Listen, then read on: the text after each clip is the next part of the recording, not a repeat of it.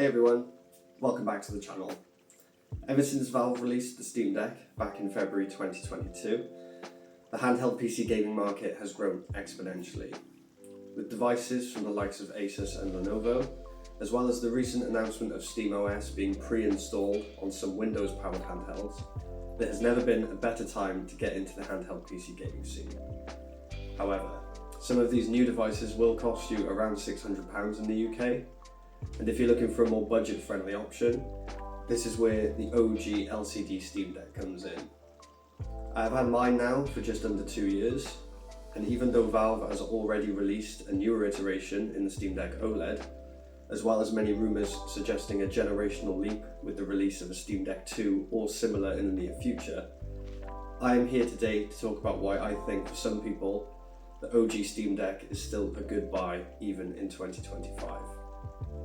I'll be coming at this with the perspective of someone who just wants to be able to boot the device and play their favourite games.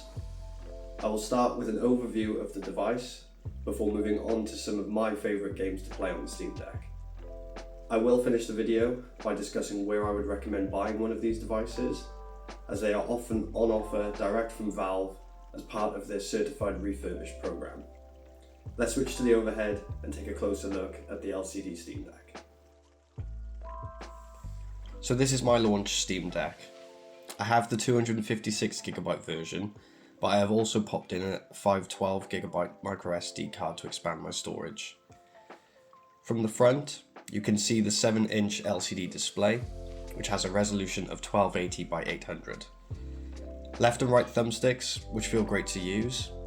D-pad and Xbox style front buttons, which are tactile and responsive. As for additional buttons, you have the Steam button, which works like a home button to expand menus, as well as the options button, which gives you access to shortcuts for the brightness and hardware monitoring, as well as many other features. On the top, you have the left and right bumpers, as well as analog triggers.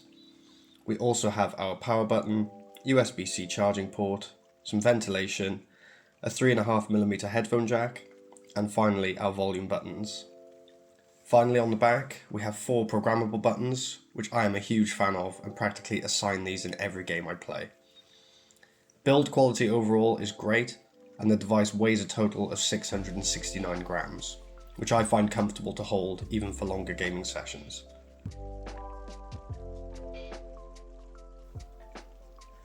Gaming on this device has been an absolute pleasure. Even 3 years down the line almost, the Steam Deck still surprises me with how well it runs some of my favourite games. Now, if you were looking for a device to play the latest and greatest titles with max settings, then the Steam Deck will not be for you. However, that doesn't mean it can't run AAA games with respectable frame rates and graphics settings, which you can see here with Red Dead Redemption 2. Now, I know this game is a few years old, but the PC version is still a graphical powerhouse. Here, I'm running the game at the deck's native resolution of 1280 by 800, with a mix of medium and low graphics settings. At this screen size, however, the game still looks fantastic, and I find locking it at around 40 FPS gives it a smooth overall feel, while still looking really good. With a game like this, you're likely to get around 2 hours of battery life roughly, although this can be monitored in real time using the deck's varying levels of hardware monitoring.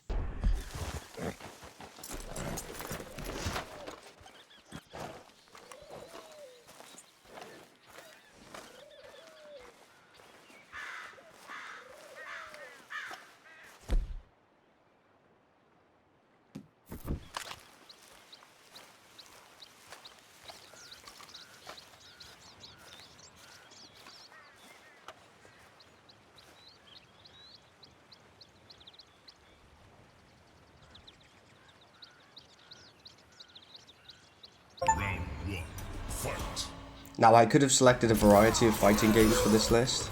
Street Fighter 6, Injustice 2 and Tekken 8 all work very well on deck, but I went with Mortal Kombat 11 as it is probably my favourite. With a mixture of medium and low settings, and set to the native resolution, this is almost a locked 60 FPS experience on deck.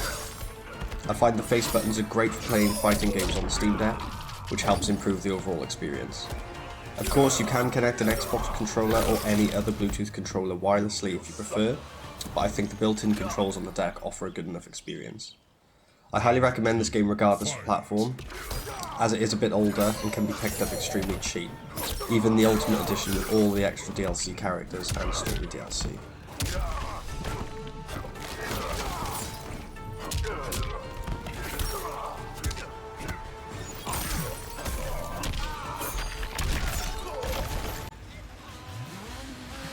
If you like arcade racers, then I can definitely recommend Dirt 5, especially to play on the go with the Steam Deck. With a mix of low and medium settings, as well as locking the Steam Deck to 40 FPS, you can get a really solid all-round experience with this game. It still looks good and runs extremely smooth.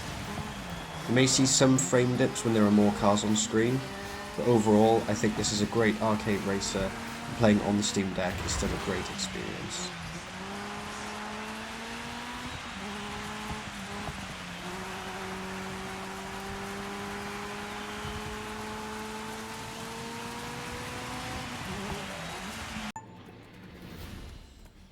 Now, it's no secret how popular The Witcher 3 has been ever since it released in 2015, but there is a reason for this.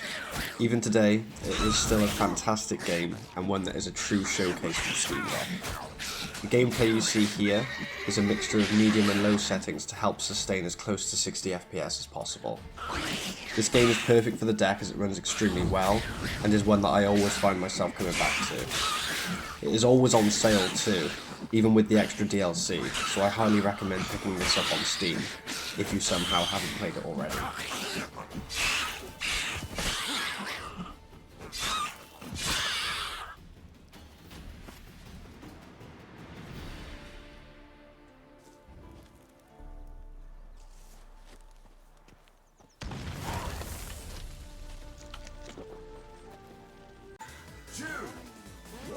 And to conclude my short list of games I recommend on the deck, we have Sonic and All-Stars Racing Transformed. Now, many of you will likely dismiss this as just a Mario Kart ripoff, and I get where you're coming from, but I still think this game offers a fantastic arcade racing experience, especially on deck. The visuals are great, it's practically locked at 60 FPS, and there's plenty of content on offer here to keep you busy for hours. It also has great multiplayer features, which you can take advantage of if using the deck in docked mode on a TV or monitor.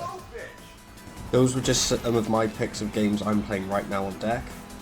Steam is home to literally thousands of games, all with varying quality levels when played on the Steam Deck. You can check Valve's official rating for any titles on Steam, whether they are deemed verified, playable or not supported, but in my experience, even some of the non-supported titles work fine. I would also recommend checking out ProtonDB, which is linked in the video description if you want to check the compatibility of any games you want to pick up on deck. Also, I have links below for all the games I showed off today, with their current cheapest prices at the time of this video going live.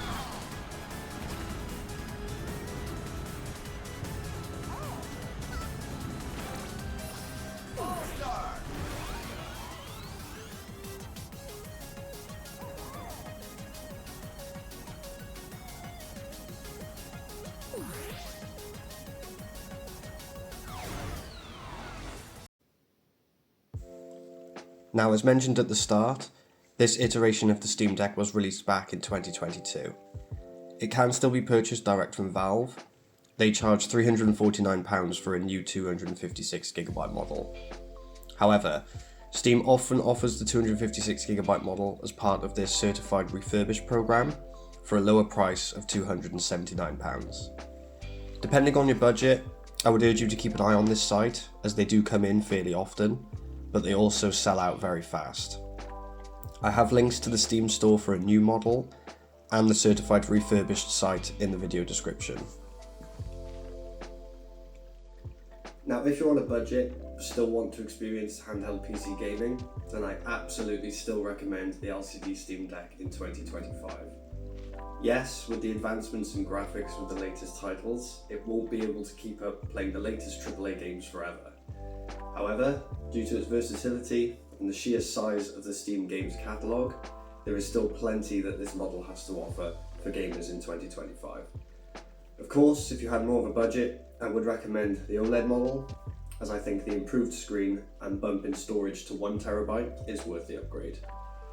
That just about wraps up my review of the LCD Steam Deck and whether or not it's a good buy in 2025. Please feel free to like and subscribe if you like this kind of content, and I look forward to seeing you back for the next video. Cheers!